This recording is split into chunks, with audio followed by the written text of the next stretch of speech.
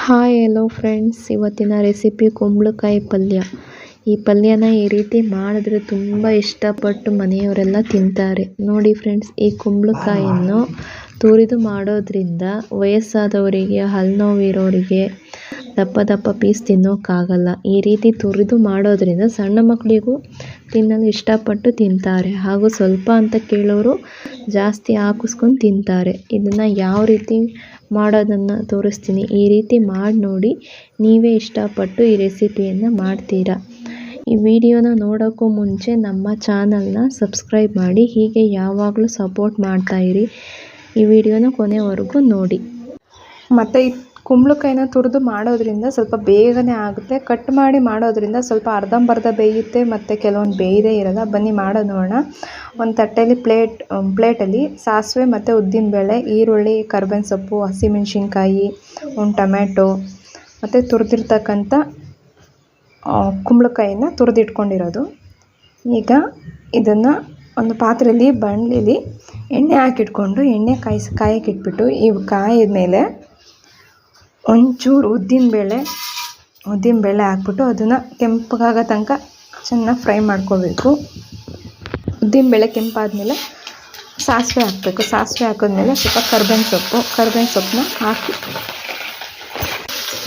ಇದಕ್ಕೆ ನೆಕ್ಸ್ಟು ಈರುಳ್ಳಿಯನ್ನು ಹಾಕ್ಬಿಟ್ಟು ಈರುಳ್ಳಿ ಮತ್ತು ಹಸಿಮೆಣಸಿನ್ಕಾಯಿನ ಹಾಕ್ಬಿಟ್ಟು ಚೆನ್ನಾಗಿ ಈ ಥರ ಫ್ರೈ ಮಾಡ್ಕೋಬೇಕು. ಈ ಥರ ಬಿಡಿಯಾಗಿ ಹಾಕಿ ಫ್ರೈ ಮಾಡ್ಕೋಬೇಕು. ನೋಡಿ, ಈ ಥರ ಫುಲ್ ಎಲ್ಲ ಎಣ್ಣೆ ಬಿಡೋ ಥರ ಬಿಡಬೇಕು. ಇದಾದಮೇಲೆ ತುರಿದಿರೋವಂಥ ಕುಂಬಳಕಾಯಿನ ಇದಕ್ಕೆ ಮಿಕ್ಸ್ ಮಾಡ್ಕೊತಾ ಇದ್ದೀನಿ. ಈ ಥರ ಮಿಕ್ಸ್ ಮಾಡ್ಕೋಬೇಕು. ಈ ಥರ ಹಾಕ್ಕೊಂಡು ಮಿಕ್ಸ್ ಮಾಡಿಕೊಂಡು ಚೆನ್ನಾಗಿ ಡೀಪ್ ಫ್ರೈ ಮಾಡ್ಕೋಬೇಕು. ಈ ಥರ ಎಲ್ಲ ಸ್ವಲ್ಪ ಆಡ್ಕೋಬೇಕು ನಿಧಾನಕ್ಕೆ. ಪಾತ್ರೆ ಚಿಕ್ಕದಾಗಿರೋದ್ರಿಂದ ಸ್ವಲ್ಪ ಆಡ್ಕೊಳ್ಳೋಕೆ ಕಷ್ಟ ಆಗುತ್ತೆ. ನಿಧಾನಕ್ಕೆ ದೊಡ್ಡ ಪಾತ್ರೆ ತೊಗೊಂಡು ಅದಕ್ಕೆ ನೀಟಾಗಿ ಫ್ರೈ ಮಾಡ್ಕೊಳ್ಳಿ.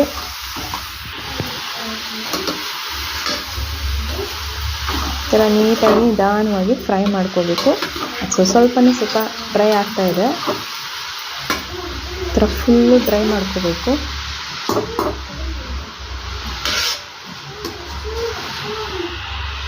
ಇದು ಬೇಯೋದಕ್ಕೆ ಸ್ವಲ್ಪ ಪ್ಲೇಟನ್ನು ಮುಚ್ಚಿ ಇಡಬೇಕು. ಇದೀಗಾಗಿದೆ. ಈಗ ಕುಯ್ದಿರ್ತಕ್ಕಂಥ ಒಂದು ಟೊಮೆಟೊ ತೊಗೊಂಡು ಇದಕ್ಕೆ ಹಾಕಬೇಕು. ಟೊಮೆಟೊ ಎಲ್ಲ ಸಾಫ್ಟ್ ಆಗೋ ತನಕ ಇದ್ರ ಜೊತೆಗೆ ಚೆನ್ನಾಗಿ ಫ್ರೈ ಮಾಡ್ಕೋಬೇಕು.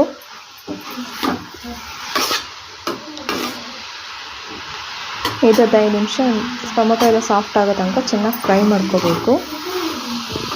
ಈ ಥರ ನೀಟಾಗಿ ಫ್ರೈ ಮಾಡ್ಕೋತಾ ಇರಬೇಕು. ಈ ಥರ ನೀಟಾಗಿ ಫ್ರೈ ಮಾಡ್ಕೊಂಡಿದ್ದಾದಮೇಲೆ ಇದಕ್ಕೆ ರುಚಿಗೆ ಬೇಕಾದಷ್ಟು ಉಪ್ಪನ್ನ ಹಾಕ್ಕೋಬೇಕು. ನಿಮ್ಗೆ ಎಷ್ಟು ಬೇಕೋ ಅಷ್ಟು ಹಾಕ್ಕೊಳ್ಳಿ. ನಾನು ಸ್ವಲ್ಪ ಹಾಕ್ಕೊತಾ ಇದ್ದೀನಿ. ಇದನ್ನು ಮತ್ತೆ ಈ ಥರ ಎಲ್ಲ ಫ್ರೈ ಮಾಡಿಕೊಂಡು ನೀಟಾಗಿ ಹರಡ್ಕೋಬೇಕು.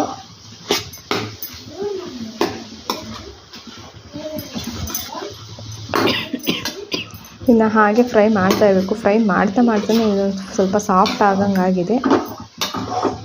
ಫುಲ್ ಆಗಿದೆ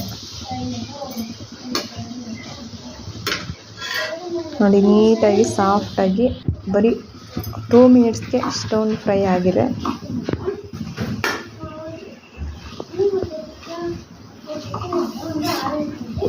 ನೋಡಿ, ಕಲಿಸ್ತಾ ಹಾಗೆ ಬೆಂದೇ ಹೋಗಿದೆ.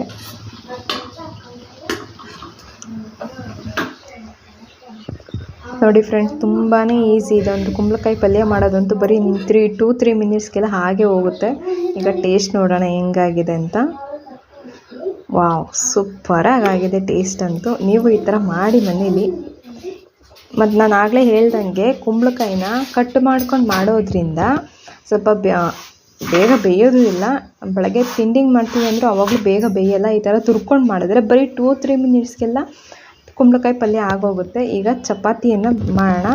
ಚಪಾತಿಯನ್ನು ಈ ಥರ ಸುತ್ತಮುತ್ತ ಬೇಯಿಸ್ಕೊಂಡು ಇದ್ರ ಜೊತೆ ಚಪಾತಿ ಅಂತೂ ಸೂಪರ್ ಕಾಂಬಿನೇಷನ್ನು. ಚಪಾತಿ ಆಗಲಿ, ಅಕ್ಕಿ ರೊಟ್ಟಿ ಆಗಲಿ, ಹಾಗೆ ರಾಗಿ ರೊಟ್ಟಿಗಂತೂ ಹೇಳಿ ಮಾಡಿಸ್ತಾವೆ ಇದೆ.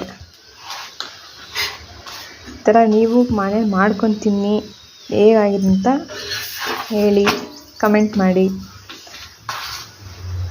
ಥರ ನಿಧಾನವಾಗಿ ಚಪಾತಿಯನ್ನು ಹಾಗೂ ನಾನು ಇನ್ನೊಂದು ಸರಿ ಚಪಾತಿ ಮಾಡೋದನ್ನು ಸಹ ವಿಡಿಯೋ ಮಾಡಿ ಹಾಕ್ತೀನಿ. ಹೇಗಾಗಿದೆ ಅಂತ ಕಮೆಂಟ್ ಮಾಡಿ ತಿಳಿಸಿ. ನೀವು ಈ ಥರ ಮನೇಲಿ ಮಾಡ್ಕೊಳ್ಳಿ.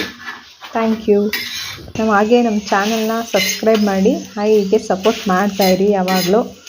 Thank you for watching.